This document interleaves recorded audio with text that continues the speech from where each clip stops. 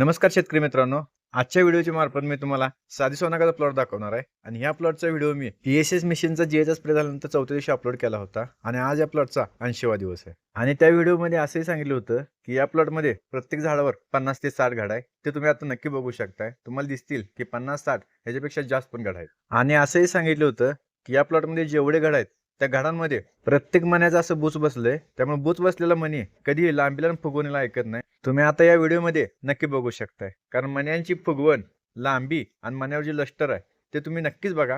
तुम्हाला लक्षात येईल मण्यांची चाल कशी आहे, मणी लांबणार आहेत किती आणि फुगणार आहेत किती. आणि या प्लॉटमध्ये गेल्यावर मनात अशी शंका निर्माण होत्या की हे खरोखरचे द्राक्षाचे घड आहेत का प्लॅस्टिकचे घड लावलेत, ते नेमकं समजत नाही. तसा सध्याच्या वातावरणाचा विचार केला तर वातावरणामध्ये खूप थंडी आहे आणि थंडीमुळे बरेच प्लॉट थांबले ते. पण हा प्लॉट काय थांबायचं नाव घेऊन झालाय. प्लॉटच्या विश्रांतीच्या काळात जर प्लॉट असा दिसत असेल तर प्लॉट हार्वेस्टिंगला आल्यानंतर कसा दिसेल हे नुसतं तुम्ही विचार करू शकताय. आणि यासाठी ज्यावेळी प्लॉट हार्वेस्टिंग होतोय त्यावेळी सुद्धा या प्लॉटचा एक व्हिडिओ अपलोड करणार आहे. त्यामुळे अजून कोणी फॉलो केलं नसेल तर नक्की फॉलो करा. तुम्हाला असेच चांगले व्हिडिओ पाहायला मिळतील. धन्यवाद.